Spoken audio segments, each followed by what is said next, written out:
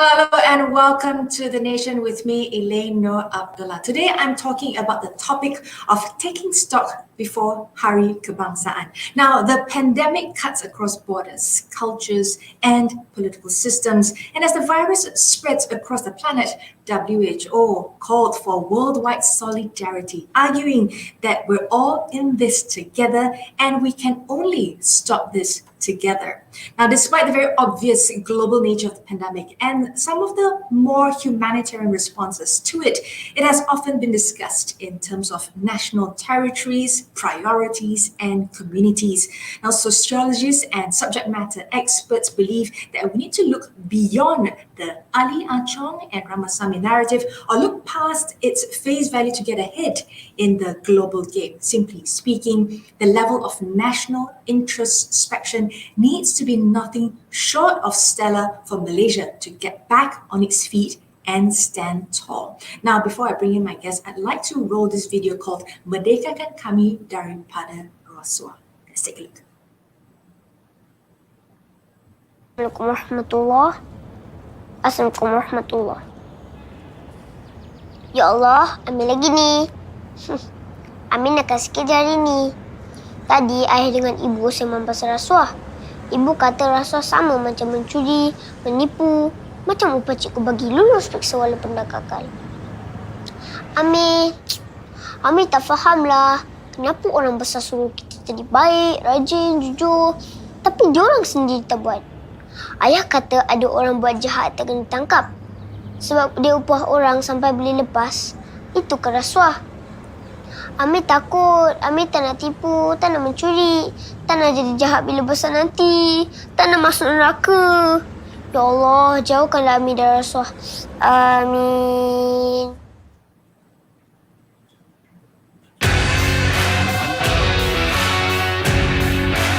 Tak nak masuk neraka. Now, that was, of course, the video of Merdekakan Kami Daripada Rasuah. Joining me on the show is a longtime friend of Bernama and advocate for unity as well as oneness. To celebrate Hari Kebangsaan, I speak to Zubedy. He's, of course, Managing Director of Zubedy and core team of Rasuah Busters. Hello, welcome, Anas. Now, of course, we've just seen that video. It's so heartbreaking. Can kids at that age understand Rasuah, Anas? Yeah, it is a very good question. Actually, kids at perhaps below 11, below 10, they won't really be able to understand or grasp the concept of rasuah.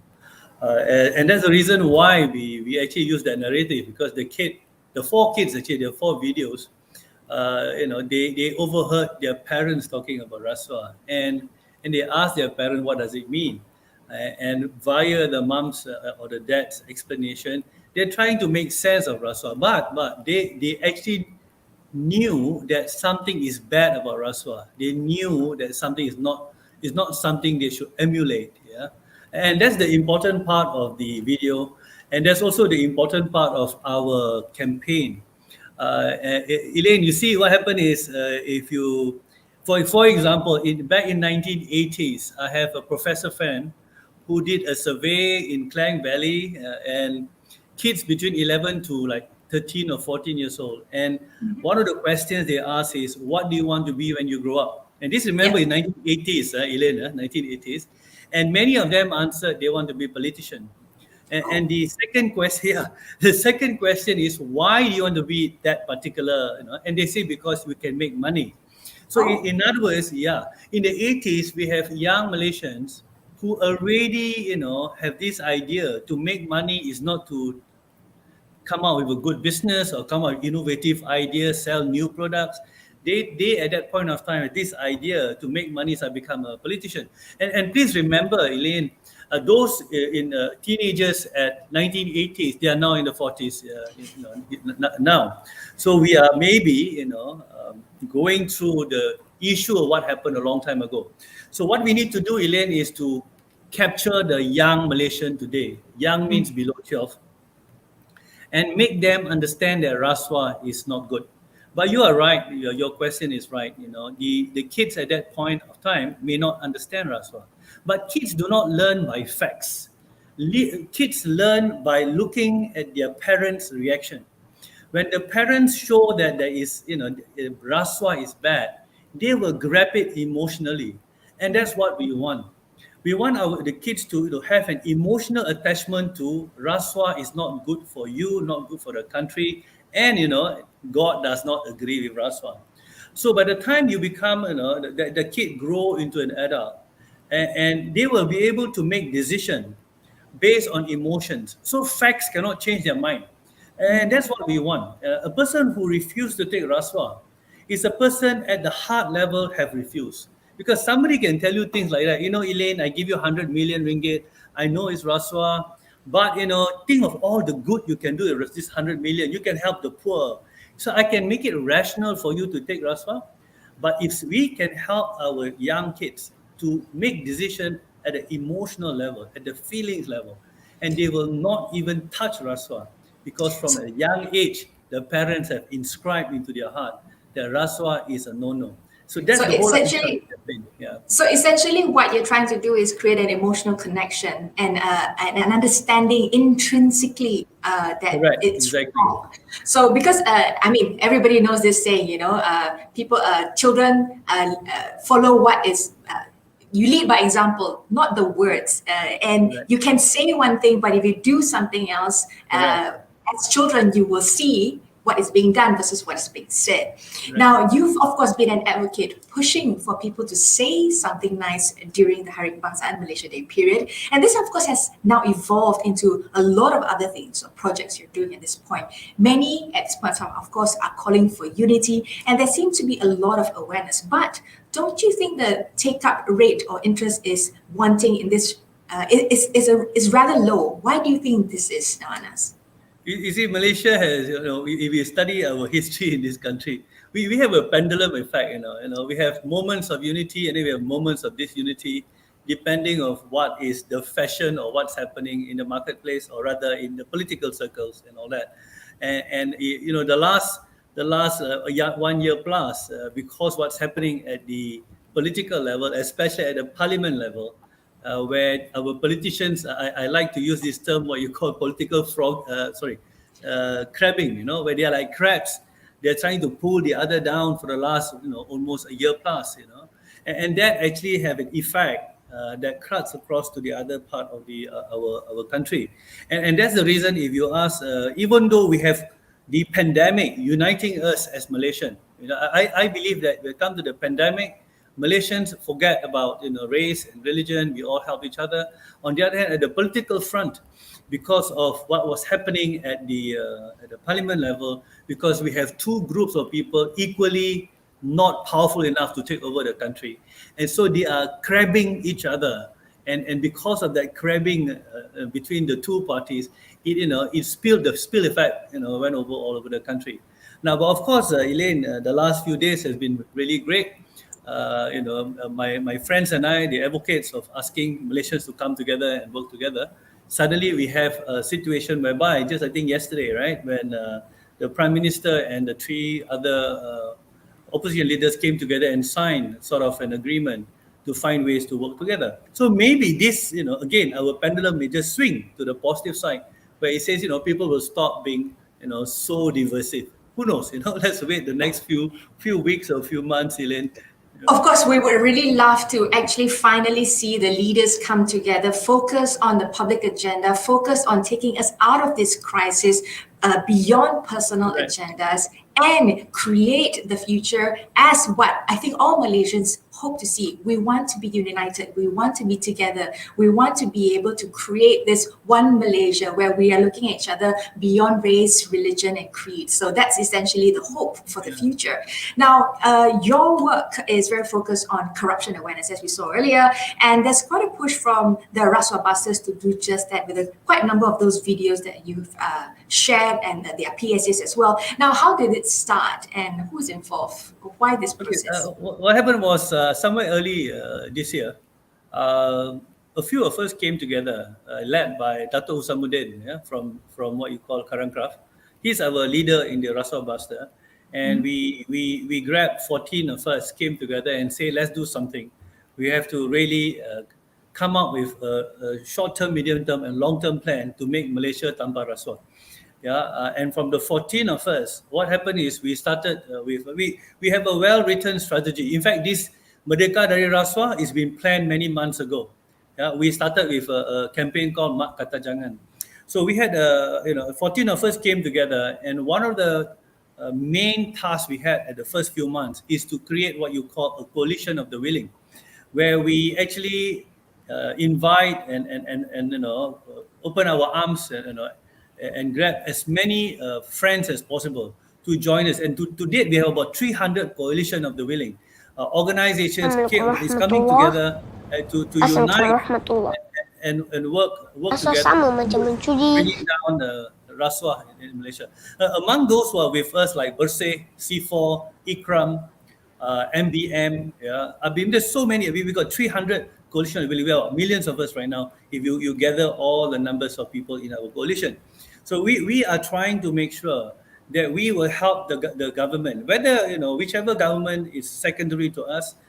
Our job is to help whoever who wants to help Malaysia, bring down the occurrences of Rasuah, and the whole idea is, for us actually, Elane, we are writing a letter. It should be out next week. We are pleading, or maybe we are memohon, meminta to all our what you call members of parliament. When you go back into the parliament, please focus on three things. We call it the CRA. Focus on dealing with the COVID-19. Focus on dealing with Rasuah, and focus on dealing with the economy. And you'll find we put a Rasuah right at the center, because Rasuah at the end of the day is the one that's gonna make things bad. It may work against our economy, and Rasuah is one big reason why we are not united too. So there are many of us. We are getting more and more help, and more people are joining us, which is I'm very happy about. It's great to see that people are jumping on the bandwagon, they are jumping on board, are getting enrolled, getting involved in order to be part of this movement for us to be able to create this. Now, most of course of the Rasuah videos end with the message, "Merdekakanlah kami dari Rasuah." Now, it's of course a very powerful statement, but what must we do as a nation in the midst of all these challenges and troubles at hand? Push forward. Elane, I think when we say Merdekakan kami dari Rasuah, we have to start at the individual level. All of us must not give or take Rasuah. I think that's the first thing. In other words, if tomorrow a policeman were to block you and you do something wrong, pay the summons. Don't. There's a good picture there. Pay summons. Do not try to wiggle your way out. I think we need to practice it. We need to practice it. And we must, make sure that we transfer that feelings of against Rasuah to the next generation. That's why we have that Merdekakan kami dari Rasuah videos. And we are trying to push the next general election. We make sure we have what you call, undi tanpa Rasuah. So that we also tell our leaders, we do not want Rasuah. We don't want you to give us money, and we don't want you to take money. And let's do something for this nation. So we Malaysians can do a lot, and we have this strong belief that it has to start with the individuals, then the family, and then the people nearest to you. That was when we first started. That's what we suggest. Don't try to change the government first. Change yourself, change your family, change your friends, change your organization. We also have what you call business tanpa Rasuah as one of our core campaign. Or core, what you call arm, where we are working with business organization. How do we create, we have integrity, campaigns within the organization. How do we help people whistleblow the right way? Things like this. Our organization actually is not just rah-rah, we are working at the ground level. At the same time, we are trying to help our coalition by coming out with things like the videos we just saw earlier. We want to have some air cover, so we keep anti-Rasuah very hype and very current at all times. I have to ask this: why did you choose Rasuah? Why Rasuah specifically as the main point at this point of time? I have to give two answers. One is the part about there was a bunch of us who feel that Rasuah is one of the most, that's the cancer that we have in this country. All right, we have to do something about it. If you remember, somewhere in January, there was a case whereby this is by Sina Harian. Sina Harian owned by Karangkraf, and Karangkraf, the boss is Dato' Husamuddin, who is the one of our leader in this group. And remember, Karangkraf actually brought up bring up the issue of which they were importing what you call it, beef, which is not halal, but it was chopped as halal, things like this. So that triggered a few people to come together. And Rasuah is a cancer. If we don't do something about it, we are going to take our country, back don't know how many years. I don't think we should do that. Now, that's one side. That is what we are doing as a group. As for me, Elane, as you correctly stated earlier, and Gerard, of course, knew about it. For years, I've been talking about unity, how to unite Malaysians. We need to have platforms to unite Malaysians. Now, one platform, of course, we talk about race coming together, religion coming together. But one of the strong platform of unity is that we choose what you call things that will unite us because we want to make the country better. And I think the majority of Malaysians are against Rasuah. And anti-Rasuah can be a unifying factor for the country. I think Malaysians will want to unify because they want to bring down Rasuah. Now let's take a look at this, because Rasuah is very clear. It's not a matter of us knowing whether it's right or wrong. Everybody knows that Rasuah is wrong. Rasuah is not meant to be condoned. Yet, I have to ask this question. Why do you think we, as a general population, are so willing to receive or give? Why do you think that is? Well, you see, these are what you call norms, norms. And we also need to really understand what is Rasuah, what is not Rasuah. And let's give one simple example. If let's say you are a key account manager of a business, and you have a main customer that you work together to serve, their customers, and every year you organize, for example, a telematch together with their team together, but your company as the vendor or the supplier to that client of yours, pay for the telematch and all of you play and everybody happy. I think we should not see it as Rasuah, because that is good customer service. That is good building of team working, I think. However, we have to make people understand this. However, if let's say I pay one person in that particular client organization and tell the client, I make sure I pay him more so that he will make decision based on my paying him, that is Rasuah. Now, what's happening now is, of course, we are, allowing what you call things which is, you get money so that you have to do something for someone. And that's the issue. And it seems to be in the country that is almost acceptable, and that is dangerous. Now, I tell you what, there are research done at the university level, and the research are quite sad, appallingly sad, that many of our university undergrads say if they are given bribes, and if they know they won't get caught, they will take it, and a huge percentage.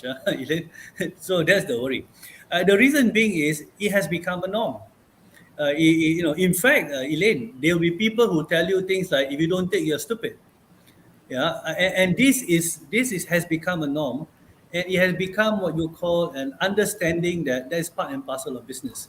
And that is why we have to have a longer term plan. We have to talk to the children below 12, so that they won't have the same norm. I have this perception with regards to ease and strive. This is where Rasuah falls in. It's because Rasuah sort of falls into the ease, and we're against strive as people, as a nation. I mean, as human beings, we want things to be easy. That's why convenience is so attractive. That's why shortcuts are so attractive.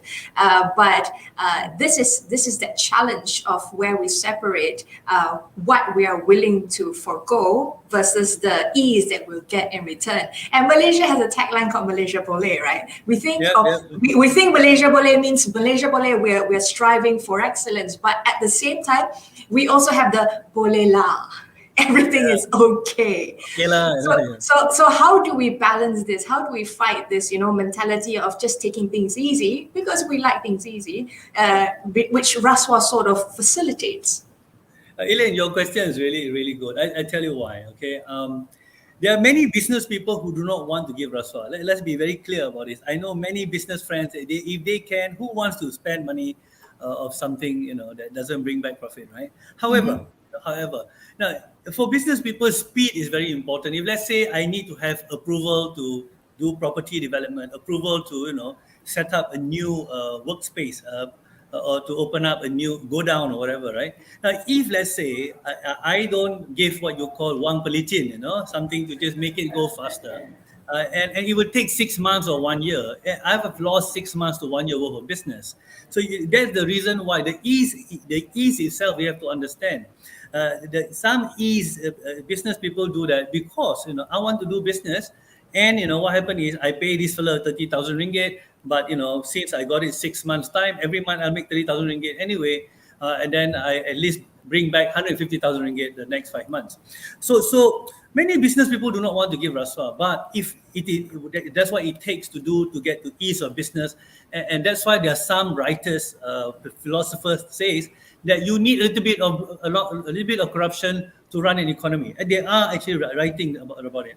Now, the other ease that you talk about is the real issue. The issue is people who wants to get rich, in the shortest way possible by taking bribe. Now, that is the one that we need to be a little bit more careful. The business one, we can set better what you call business processes. We can use more AI. All this can slowly come down. We can cut down archaic laws that we may have, bylaws that we have that make it so difficult to get, for example, an approval to build, let's say, a building. And because to build a building, you must, let's say, meet 14 different departments.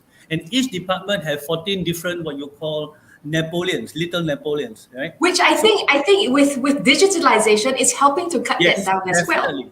Definitely, yes. So in other words, the ease of business, for example, I think we should understand. I'm not condoning it. I'm a businessman. I myself won't do it. But I know some businesses. I mean, put it this way. If I'm building a building, a big building, it cost me $300 million.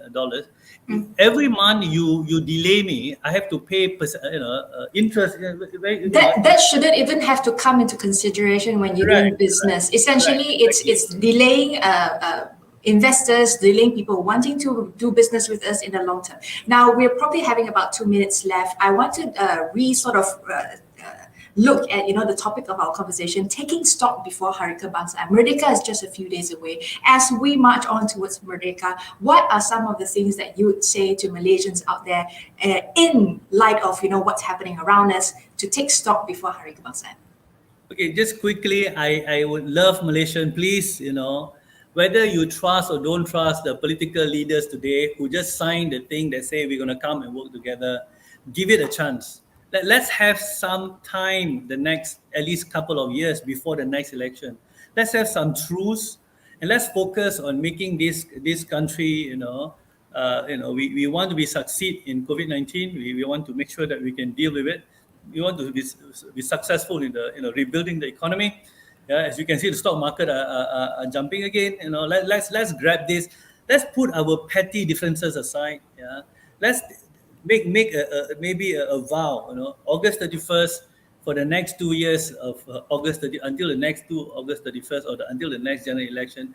Let's put aside our political differences. Let's put aside our religious or ethnic differences. Let's come together and do something about the country. We need to pull together. And let's do this. And merdekakanlah kita dari rasuah, and also merdekakanlah kita daripada all these nonsense petty issues. Let's focus on COVID-19. Let's focus on the economy, and let's make sure that we slowly but surely eradicate rasuah from this country.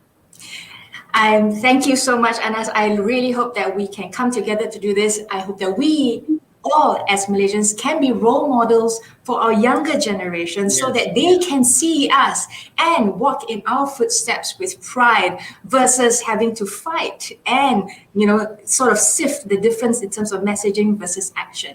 I really look forward to us being able to come together to overcome this crisis that us as a nation, I think once we come together, we will be able to rise above it.